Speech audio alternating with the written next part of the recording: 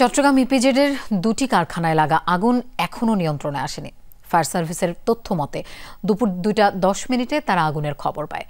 ঘটনাস্থলে গিয়ে আগুন নিয়ন্ত্রণে কাজ করছে ফায়ার সার্ভিসের 23টি ইউনিট, যোগ দিয়েছে সশস্ত্র বাহিনীর সদস্যরাও। তাৎক্ষণিকভাবে 25 থেকে 30 জনকে উদ্ধার করা হয়েছে। আর কিভাবে আগুনের সূত্রপাত তা এখনও নিশ্চিত হতে পারেনি ফায়ার সার্ভিস। আগুনের লেলিহান শিখা এবং প্রচণ্ড ধোঁয়ায় আচ্ছন্ন চট্টগ্রামের ইপিজেড এলাকা। কয়েক ঘন্টা পরও কমেনি আগুনের তীব্রতা। বেলা 2টায় সিইপিজেডের 5 নম্বর সড়কে অ্যাডামস ক্যাপ নামের কারখানায় আগুনের সূত্রপাত।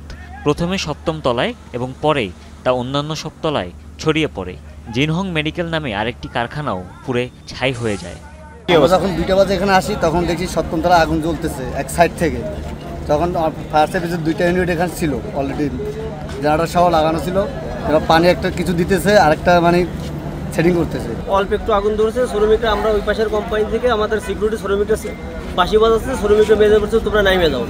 এখান থেকে আস্তে আস্তে এখন তো অতিক্রম করছে, অনেক টপ ফ্লোরে ধরছে, এখন আবার নিচের তলায় ধরছে। খবর পেয়ে ফায়ার সার্ভিসের বেশ কয়েকটি ইউনিট ঘটনাস্থলে গিয়ে অগ্নি নির্বাপন কাজ শুরু করে। সাথে যোগ দেয় 3 বাহিনীর সদস্যরা। পানি সংকটের কারণে আগুন নেভাতে বেগ পেতে হয়। ফায়ার সার্ভিসরা সব মেশিন নিয়ে পুকুরের ধারে বসা, একটা কোনো মেশিনে কাজ করতেছে না, শুধু বলতেছে ভেতরে কেমিক্যাল। নিচতলার থেকে আগুন শুরু হয়ে গেছে জ্বলা। ফায়ার সার্ভিসের এতগুলো ইউনিট একটা ইউনিট ধরে কাজ করতেছে না, এখন অলরেডি সব ইউনিটে বন্ধ করে দিয়েছে কাজ করা। কারখানা দুটিতে চিকিৎসা ও অস্ত্রোপচার কাজে ব্যবহৃত মেডিকেল সরঞ্জাম অর্থাৎ তুলা, সার্জিক্যাল গাউন ও ক্যাপ তৈরি করা হতো। কেমিক্যাল বা দাহ্য পদার্থ থাকায় আগুনের ভয়াবহতাও বেশি। আগুনের যে লেলিয়ান শিখা, এটা 5 তলা পর্যন্ত কন্ট্রোল করা খুব টাফ ব্যাপার। যতক্ষণ পর্যন্ত আমরা, যেহেতু এখানে আপনারা জানেন দাহ্য বস্তুর পরিমাণ বেশি টেক্সটাইলের এবং এখানে কেমিক্যালও রয়েছে, যার জন্য আমরা জানমাল সবকিছু চিন্তা করে আমাদের কাজ করতে হচ্ছে। কারখানার কর্মী ও স্থানীয়দের দাবি, দুটি কারখানায় কর্মীর সংখ্যা 700-র বেশি। অগ্নিকাণ্ডের সময় 8ম তলায় স্টোররুমে কোনো কর্মী ছিলেন না। নিচে 2য় থেকে 4র্থ, 5ম তলায় কর্মরত শ্রমিকরাও দ্রুত নিরাপদে বেরিয়ে যাওয়ায় কেউ হতাহত হয়নি। ফায়ার সার্ভিস কর্মীরাও কয়েকজনকে নিরাপদে উদ্ধার করেন। হুমায়ুন রশিদ, যমুনা নিউজ।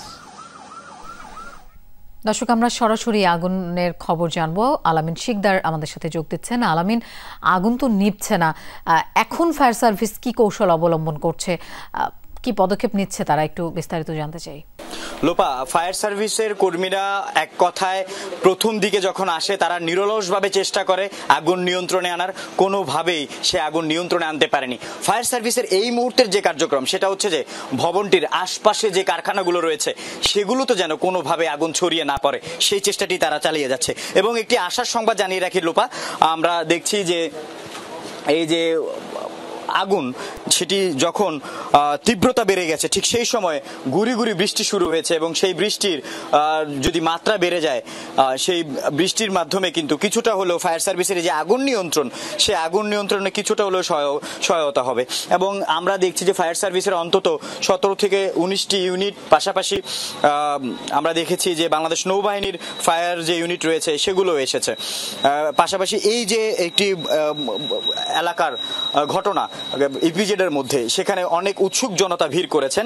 সেই উৎসুক জনতাদের ভবনটি যেহেতু এখন একটি বড় ধরনের দুর্ঘটনার শিকার, সেই ভবনের আশপাশ থেকে যেহেতু উপর থেকে আমরা দেখছি যে কাঁচ ভেঙে পড়ছে, ইট খসে পড়ছে এবং যে গ্রিলগুলো রয়েছে জানালার সেগুলো খসে পড়ছে, এইগুলোর কারণে যাতে সাধারণ মানুষের কোনো দুর্ঘটনা না ঘটে সেজন্য পুলিশ সদস্যরা সেখান থেকে সাধারণ মানুষ যারা রয়েছেন তাদেরকে সেখান থেকে সরিয়ে দিচ্ছেন।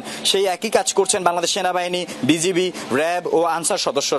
তো আমরা একটি পুলিশ ভ্যানে আশ্রয় নিয়েছি, সেখান থেকে আমরা দেখানোর চেষ্টা করছি, কারণ বৃষ্টি পড়ছে। সেই বৃষ্টির মধ্যেও আমরা চেষ্টা করছি যে আগুনের যে সর্বশেষ তথ্য সেটা জানানোর। তথ্যটি হচ্ছে সময়ের সাথে সাথে, অর্থাৎ এখন পর্যন্ত সেই 2টায় লাগা আগুন, এখন পর্যন্ত বলতে গেলে প্রায় 8 ঘন্টা পার হয়ে গেছে, এখন পর্যন্ত সেই আগুনের ভয়াবহতা কমেনি, বরং তীব্রতা বেড়েছে।